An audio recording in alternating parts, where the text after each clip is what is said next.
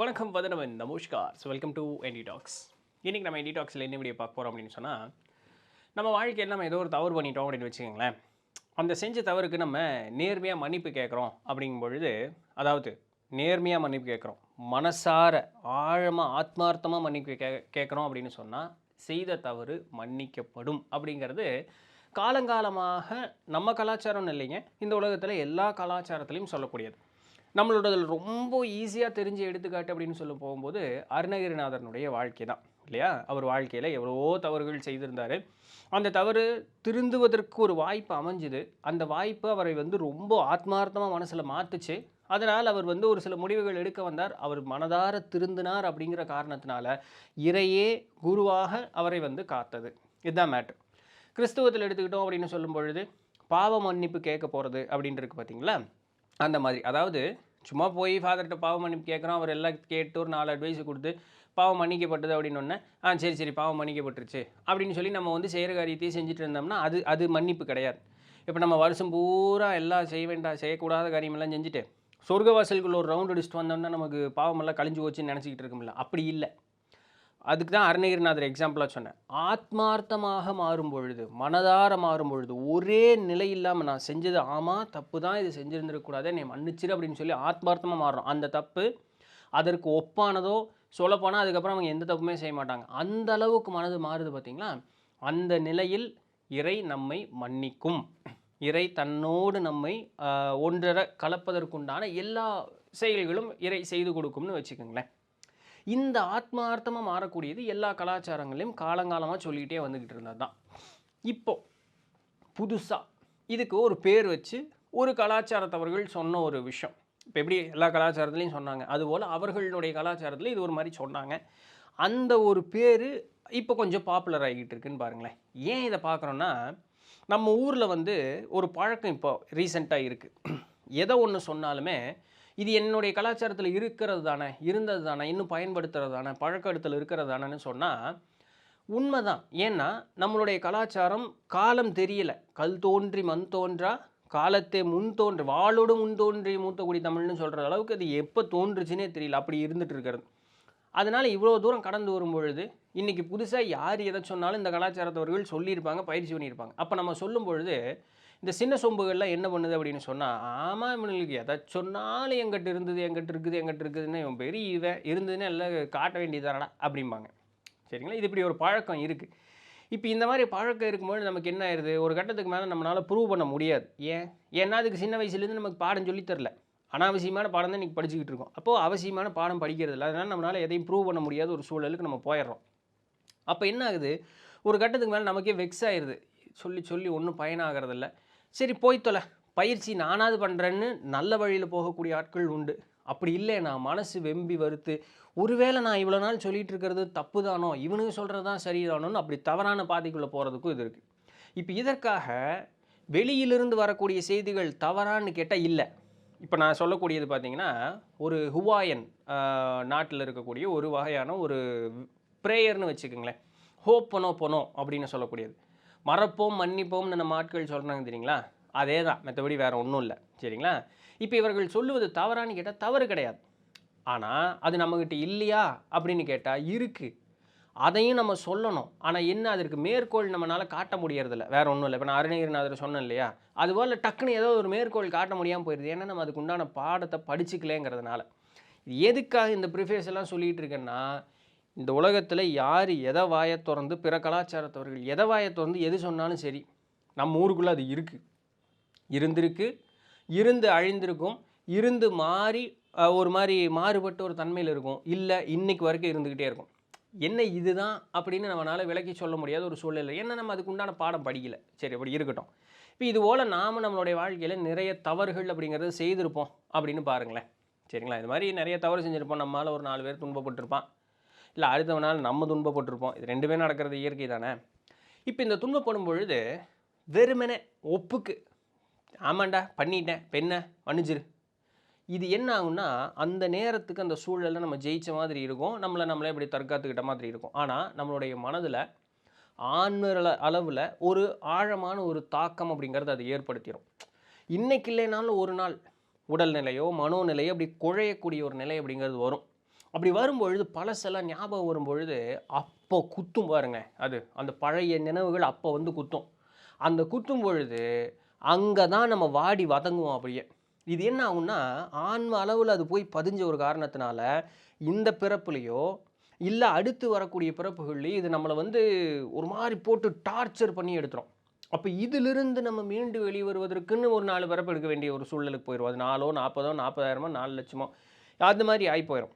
அப்போ இப்போவே இதுக்கு எப்படிங்க நான் தப்பிக்கிறது? இந்த மாதிரி நான் நிறைய செஞ்சு வச்சுருக்கேனுங்களே, இல்லை நிறைய பேர் செஞ்சவங்க மேலே நான் எனக்கு வந்து நிறைய கோபம் அப்படிங்கிறது இருக்கே, என்னையை துன்பப்படுத்தினவர்கள் மேலே எனக்கு கோபம் இருக்கே, இப்போ இதிலேருந்து எப்படி நான் தப்பிக்கிறது அப்படின்னு கேட்டால், அதற்கு தான் இந்த ஹோப்போனோபோனோ அப்படின்னு சொல்லக்கூடிய அந்த ஒரு மெத்தட், ஒரு ஹுவாயன் ப்ரேயர் மெத்தட் இது. சரிங்களா? இதை நான் சொல்லும்பொழுதே உங்களுக்கு புரியும், நம்மளுடைய கலாச்சாரத்தோட நம்ம பெரியவர்கள் எப்படி நமக்கு இதை சொல்லி வளர்த்துனாங்கன்னு உங்களுக்கு புரியும். நான் இவங்களோட சொல்கிறேன் பாருங்க. இப்போ இந்த ஹோப்போனோபோனோ அப்படின்னு சொல்லக்கூடியதை ரஃபாக ஒரு மாதிரி டிரான்ஸ்லேட் பண்ணோம் அப்படின்னு சொன்னால், நம்ம வாழ்க்கையினுடைய சமநிலைக்கு மறுபடியும் செல்லுவது அப்படிங்கிறது அதனுடைய பொருள். சரியான ஒரு நிலைக்கு நாம் செல்லுவது. குழந்தையா இருக்கும்போது அது பாட்டுக்கு ஜாலியாக சுற்றிட்டு இருக்கும் பார்த்தீங்களா? இப்போ வளர்ந்து போகும்போது அந்த குழந்தையா ஜாலியாக சுற்றினது மனசு மாறி போய் இப்போ நம்ம புலம்புற நிலைமைக்கு நம்ம இருக்கிறோம் பார்த்தீங்களா? நாம அது மாதிரி குழந்தையில சமமாக ஜாலியாக தான் இருந்திருப்போம். இப்போ அந்த சமமான ஒரு நிலை, ஜாலியான ஒரு நிலை, எல்லாத்தையும் ஒருபோல பார்க்கக்கூடிய அந்த ஒரு மனோநிலை, அப்பழுக்கற்ற நிலை அப்படின்னு சொல்கிறோம்னா, அந்த நேரத்துக்கு நம்ம போகிறோம். எப்படிங்க போகிறது அப்படின்னு கேட்டால், அதில் அந்த போனோம் அப்படின்னு சொன்னால் வாழ்க்கையை சமநிலைக்கு கொண்டு வருவதுன்னு பொருள். சரிங்களா? இப்போ எப்படிங்க போகிறது அப்படின்னு கேட்டால் 4 வழி சொல்கிறாங்க. ஃபஸ்ட்டு, ஐ எம் சாரி, என்னை மன்னிச்சிருங்க. 2வது, ப்ளீஸ் ஃபர்கிவ் மீ, கிட்டத்தட்ட அதுவும் என்னை மன்னிச்சிருங்கிற மாதிரி தான் வச்சுக்கங்களேன். 3வது, தேங்க்யூ, நன்றி சொல்கிறது. 4வது, ஐ லவ் யூ. இந்த லவ்ங்கிறது வந்து என்னென்னா ப்ரொப்போசல் லவ் கிடையாது, அன்பு செலுத்தக்கூடியது அப்படின்னு அர்த்தம். இப்போ இந்த 4 இப்போ நம்ம ஏதோ ஒன்று பண்ணிட்டோம், இல்லை நமக்கு எவனோ ஒருத்தன் என்னவோ பண்ணிட்டான், சரி போ மன்னிச்சிட்டும் போ அப்படின்னு சொல்கிறோம். ஆனால் அது மேம்போக்காக சொல்கிறோம், இதனால் பயன் இல்லை, வச்சுக்கிறேன்டா உன்னை. ஆனால் மனசுக்குள்ளே இருக்குது அது. அதை தான் சொல்லுவாங்க, உள்ள விஷமும் நாக்கில் தேனும் வச்சுட்டு பேசுறதுன்னு. அது இல்லை மன்னிக்கிறது உண்மையாலுமே. போடி நீ இன்றைக்கும் சிக்கத்தானே போகிறான், இன்றைக்கி நான் பார்த்துக்கிறேன் போ அப்படிங்கிற மாதிரி. அது இல்லை மன்னிக்கிறது. சும்மா ஐ எம் சாரி அப்படிங்கிறதோ டெய்லியும் அதை சொல்கிறாங்க. எப்படி நம்ம சாமி கும்பிட்றோம் இல்லையா, அதுபோல் டெய்லியும் அதை சொல்கிறாங்க. I am sorry, please forgive me, அதுக்கப்புறம் என்ன, தேங்க்யூ, ஐ லவ் யூ. இதை சும்மா சொல்லிக்கிட்டே இருக்கிறனால இப்போ எத்தனை பேர் மந்திரம் சொல்கிற ஆட்கள் உண்டு, எத்தனை ஒரு நாளில் கோடி தடவை சொல்லியிருக்கேன் ஓம் நம சிவாய், என்னாச்சு? ஒன்றும் ஆகலை. வாழ்க்கை எப்படி இருந்ததோ, கோடிக்கு முன்னாடி எப்படி இருந்ததோ, கோடிக்கு அப்புறமும் அப்படியே தான் இருக்குது, ஒரு மாற்றமும் இல்லை. ஏன்னு கேட்டால் ஆத்மார்த்தமாக எதுவும் வரவில்லைன்னு அர்த்தம். இப்போ இந்த மாதிரி இருக்கக்கூடியவங்க தான், இது வேலை செய்யலை நான் அங்கே போனேன், அது வேலை செய்யலை அங்கே போனேன். நீ மாற வேண்டியது உனக்குள்ளே வேலை இங்கே செய்யணையா, இங்கே செஞ்ச ஒரு பயனும் இல்லை, இது இங்கிருந்து வெளியே வரணும். இது மட்டும்தான், வாய் மட்டும்தான் அசைஞ்சிக்கிட்டே இருக்குது. இந்த வடிவேல் ஜோக்கில் வர மாதிரி கை ஒன்று அசைய மாட்டேங்குது, வாய் மட்டும்தான் அசை, அந்த ஜோக்கு மாதிரி தான். அப்போ உள்ளுர மாறணும், ஆத்மார்த்தமாக அந்த ஒரு மாற்றம் அப்படிங்கிற நம்மகிட்ட வரணும். அது நடக்கும் பொழுது இந்த 4க்கும் பலன் உண்டு அப்படிங்கிறாங்க. அதனால தான் ஆத்மார்த்தமாக இறைவன்கிட்ட மன்னிப்பு கேட்கும் பொழுது இறை மன்னிக்கும்னு சொல்கிறோம். அதுதான் ஆத்மார்த்தமாக கேட்குறது. அப்போ அந்த இடத்துல தான் ஐ எம் சாரி சொல்லணும். அப்போது இந்த ஐ எம் சாரி, இப்போ நம்ம யாருக்கோ தீங்கு செஞ்சிட்டோம், இல்லை நமக்கு ஒருத்தங்க தீங்கு செஞ்சாங்க, அது என்னமோ ஒரு காரணத்திற்கு நாமும் ஒரு காரணம் ஆயிருப்போம் இல்லையா, அப்படி நினச்சிக்கணும். அவன் தீங்கு செஞ்சுட்டான், அவன் தான் எனக்கு செஞ்சான், நான் எதுக்கு சாரி சொல்லணும்? அதுக்கு ஒரு காரண காரியமாக நம்ம இருந்தோம்ல, அட்லீஸ்ட் அவன் நம்மளுக்கு பிரச்சனை பண்ணுறதுக்கு நம்ம ஏதுவான ஒரு சூழலையாவது நம்ம ஏற்படுத்தி கொடுத்தோம்ல. டேய் வாடா, நான் பாரு எவ்வளோ நல்லவனாக இருக்கேன், வா வந்து என்னை அடிச்சுட்டு போங்கடா அப்படின்னு ஒரு வாய்ப்பை ஏற்படுத்தி கொடுத்தோம் இல்லையா. அதுக்கு முதல்ல மன்னிப்பு கேளுங்க. யாருக்கு? உங்ககிட்டயே நீங்களே மன்னிப்பு கேளுங்க. நீங்கள் அடுத்தவர்களுக்கு தீங்கு செஞ்சுருந்தீங்கன்னா அவர்களை மனசார நினச்சி, என்னை மன்னிச்சிரியா, உங்கள்கிட்ட நான் கேட்டேன், அது அவங்க மன்னிச்சிருக்கலாம், மன்னிக்காமல் இருந்திருக்கலாம், ஏதோ ஒன்று. ஆனால் இன்றைக்கி நான் ஆத்மார்த்தமாக திருந்திட்டேன், நான் பண்ணது தப்பு தான், மன்னிச்சிரு, நான் அதை பண்ணியிருந்துருக்கக்கூடாது, சூழல் இப்படி ஆயிடுச்சு அப்படிங்கிற மாதிரி நீங்கள் அதை எப்படி அது கட்டமைச்சிக்குவீங்களோ உங்களுடைய வார்த்தைகளோடு சேர்த்து. ஆனால் அது உள்ளிருந்து வரணும்.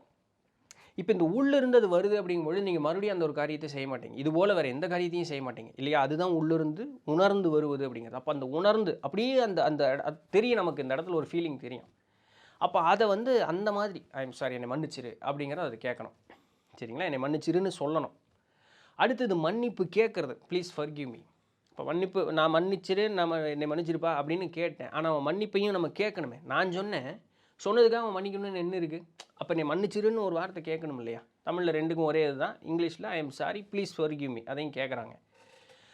இந்த ப்ளீஸ் ஃபர்கிவ் மீ 2 இடத்துல திருப்பவும் கேட்கலாம் உங்களுக்கு நீங்களே. ஏன்னா மனசு சொல்லணும், டேய் பண்ணாதடா, தப்புடான்னு அதை மீறி நம்ம செய்கிறோம் இல்லையா. அப்போ நம்மளுக்கே நம்ம ஒரு காயப்படுத்தணும் இல்லையா. அப்போ நமக்கு நாமே முதல்ல என்னை மன்னிச்சிடா, தெரியாமல் பண்ணிட்டேன்டா, ஆசை வயப்பட்டு செஞ்சுட்டேன்டா, என்னை மன்னிச்சிட்றா, இப்படியாவது என்னை நல்லபடியாக கொண்டு வாடா அப்படின்னு கேட்கணும் இல்லையா? அது கேட்கணும். அடுத்தது பிறர்கிட்டையும் அது போலவே கேட்கணும். இப்போ இது என்ன ஆகும் இந்த மாதிரி கேட்கலன்னா? அப்போ அந்த எண்ணங்கள் உள்ளே வரும்பொழுது, அந்த உள்ளேருந்து அந்த வெளியே வரும்பொழுது அது என்ன ஆகும்னா, அதை நினச்சி வருத்தப்படும் போது அது வாடி வதங்கி என்ன ஆகும், ஆன்மாவை மட்டும் பாதிக்காது. இப்போ சின்ன ஒரு ஒரு 10 வயசில் தப்பு பண்ணிட்டோம். சரி 10 வயசு கூட விவரம் தெரியாத வயசுன்னு வச்சு, ஒரு 20 வயசில் தப்பு பண்ணிட்டோம். ஒரு 35 வயசில் நமக்கு வந்து தெளிவு பிறந்துருச்சு. நமக்கு ஒரு 80 வயசு வரைக்கும் இருக்குது ஆயுசு. இந்த 35 வயசுலேருந்து போட்டு வாடி வதங்கி வதங்கி வதங்கி என்ன ஆகும், உடம்பு எவ்வளோ நாள் தான் ஆகும்? அப்போது ஆன்ம ரீதியாக மட்டும் பாதிப்பு இல்லை, இந்த உடல் ரீதியாகவும் பாதிப்பு இருக்கும். 35 வயசில் திருமணம் 80 வயசு வரைக்கும் அவன் உடல் நோயோடவே இருப்பான். அவனுக்கு ஏன் நோய் வந்ததுன்னே தெரியாது. இதுதான் அதில் இருந்து இன்னும் பெரிய கொடுமையே. அப்போ இதிலிருந்து நம்ம முழுமையாக வெளியே வரணும். திருப்பி அருணகிரி மாதிரி எடுத்துக்கங்க, அவருக்கு குஷ்டம் வந்துடுச்சு. அதிலிருந்து அவர் நிவர்த்தியை வெளியே வந்தார் பார்த்தீங்க. ஏன்? அந்த மனம் திருந்தும் பொழுது அந்த அந்த ஒரு மாற்றம் அப்படிங்கிறது அவரவருடைய வாழ்வில் ஏற்படும். நெட்டில் பார்த்தீங்கன்னா நிறைய இதை ப்ராக்டிஸ் பண்ணக்கூடிய ஆட்கள் இவங்களுடைய மனோநிலையை வந்து அந்த ஒரு ஹையர் வைப்ரேஷனில் வச்சுருக்கும் பொழுது இவங்களுடைய எனர்ஜி கூட இருக்கக்கூடியவர்கள் எல்லாம் சாந்தப்படுத்தி இந்த வார்த்தைகளை மட்டும் அவர்களை தொடர்ந்து சொல்லும்பொழுது ஆரம்பத்திலேயே மேம்போக்காக சொல்லுவாங்க. அப்படி இவங்க கூட இவங்களோட எனர்ஜி அந்த இடத்துல பாஸ் ஆகும்பொழுது அவங்களுக்கே அந்த மனசில் ஒரு மாறுதல் வரும். தானாக சொல்ல ஆரம்பிப்பாங்க. அந்த கிரானிக் டிசீஸ்ன்னு சொல்லுவாங்க, நாள்பட்ட வியாதிகள் முதல் கொண்டு அவர்களுக்கு குணமாயிருக்கு. நெட்டில் தேடினீங்கன்னா இதுக்குண்டான நிறையா ரெஃபரன்சஸ் எல்லாம் கிடைக்கும். ஸோ உடல் அளவுலையும் மனதளவுலையும் இருக்கக்கூடிய கிரானிக் எயில்மெண்ட்ஸ்ன்னு சொல்லக்கூடியதெல்லாம் குணமாயிருக்கு. இப்போ 2 சொல்லிட்டோம், I am sorry, please forgive me. 3வது, இந்த மன்னிப்பு கொடுத்ததுக்காக தேங்க்யூ. இந்த மன்னிப்பு கேட்பதற்குண்டான மனோநிலை எனக்கு கொடுத்ததுக்காக நன்றி, இறைவனுக்கு நன்றி, பிரபஞ்சத்திற்கு நன்றி, நான் இந்த இடத்துல நிற்பதுக்கு நன்றி, இந்த அறிவை கொடுத்ததற்கு நன்றி இல்லையா? நான் வந்து இப்படி ஒன்று கேட்டேன், நீ என்னை மன்னிச்சியே, அதுக்கு நன்றி. ஸோ இந்த மாதிரி நன்றிகள் பல வகையில் சொல்லலாம். நம்ம பிகமிங் சூப்பர் நேச்சுரல் என்ன பார்த்துருக்கோம், நன்றி உணர்வு, கிராட்டிடியூட் அப்படிங்கிறதான் இருக்கிற எல்லா உணர்வுகள்லையுமே உயர்ந்து இருக்கக்கூடிய உணர்வு. அதனால தான் நன்றி உணர்வு அப்படிங்கிறது நம்ம திருக்குறள்லேயே இருக்குது. நன்றி மறப்பது நன்றன்று, நன்றல்லது அன்றே மறப்பது நன்று. ஸோ நன்றிக்கு வந்து அந்த அளவுக்கு ஒரு உயர்ந்த ஒரு நிலை அப்படிங்கிறது வந்து இருக்குது. ஸோ 3வது நன்றி, எத்தனைக்கும் நன்றி. நான் இந்த நொடி இந்த இடத்துல நிற்கிறேன்னா இந்த மண்ணுக்கு நன்றி, இந்த காற்றுக்கு சுவாசிக்கிறேனே இந்த காற்று, இதுக்கு நன்றி. இப்போ எத்தனைக்கு நன்றி சொல்லலாம், உடல் அவயங்களுக்கெல்லாம் நன்றி சொல்லி. இவ்வளோ ஆரோக்கியமாக இருக்கிய, ஆரோக்கியம் இல்லாத ஒரு நிலையில் இருந்தாலும் பரவாயில்ல, இன்றைக்கி வரைக்கும் என்னை கூட்டிகிட்டு ஓடுறையப்பா சாமி, நன்றி சொல்லுங்கள். அதுக்கு அந்த பாசிட்டிவ் எனர்ஜி இப்படி பூரா பரப்புங்க.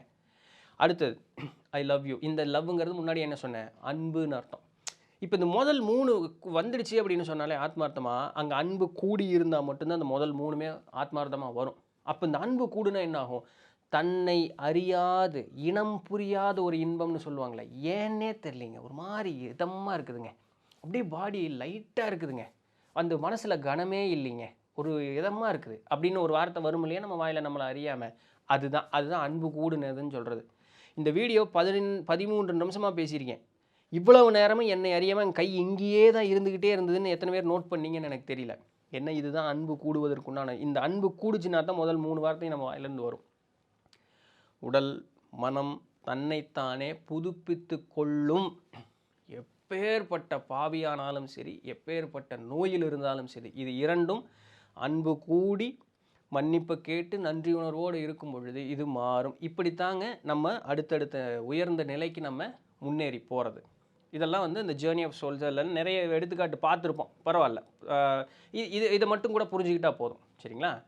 அப்போ அந்த மாதிரி ஆத்மார்த்தமாக அந்த ஒரு விஷயத்தை சொல்லும் பொழுது நம் வாழ்வில் கற்பனைக்கு எட்டாத நிகழ்வுகள் அனைத்தும் நடக்க ஆரம்பிக்கும். ரைட்? முயற்சி பண்ணி பாருங்கள். இது இன்றைக்கி சொல்லி நாளைக்கு நடக்குமா? அடுத்த நொடி கூட நடக்கும். ஆனால் அது உங்களை பொறுத்தது, எந்த அளவுக்கு ஆத்மார்த்தமாக அது சொன்னீங்கிறத பொறுத்தது. அப்போது நமக்கு இன்னும் அந்தளவுக்கு பலம் கூடலை, அந்தளவுக்கு மனம் மாறலைன்னா, மனம் மாறுற வரைக்கும் கொஞ்சம் கால அவகாசம் அப்படிங்கிறது எடுக்கும். அப்போ அது தினமும் காலை கண் விழித்துவதும் தூங்குறதுக்கு கண் மூடும் பொழுது இந்த 2 நேரங்கள்லையும் ஆத்மார்த்தமாக சொல்லுங்கள். ஏன் 3 நேரம் 4 நேரமும் சொல்லுங்கள். 4வது நேரம் தூங்கிட்டு இருப்போம், ராத்திரி வேறு, மத்தியான வேலை, சும்மா சொல்லுங்கள், தப்பு இல்லை. காலையிலையும் சாயங்காலமும் சாமி கும்பிட்றோம்ல, கூடும்போது சாமி கும்பிட்டு வரும்போது இதையும் ஒரு வார்த்தை சொல்லிட்டு வாங்க. ரைட்? மாற்றம் நிகழும். மாற்றம் நிகழ்ந்தவர்கள் கீழே கமெண்ட் பண்ணுங்கள். இதை பயிற்சி செய்து ஆரம்பிங்க. மாற்றம் நிகழ்ந்த பிறகு திருப்பி இங்கே வந்து கீழே கமெண்ட் பண்ணுங்கள். புதுசாக பயிற்சி பண்ணக்கூடியவர்களுக்கு, பார்ப்பவர்களுக்கு ஒரு உத்வேகமாக இருக்கும். எஸ், ஸோ இதுதான் இன்றைக்கு உண்டான வீடியோ. பிடிச்சிருந்திருக்கும், இன்ஃபர்மேட்டிவாக இருந்திருக்கும் அப்படின்னு நம்புகிறேன். நாளைக்கு வேறு ஏதாவது ஒரு சுவாரஸ்யமான செய்தியில் சந்திப்போம். அது வரையும் தொடர்ந்து இணைந்திருங்கள். நான் உங்களுக்கு நன்றி.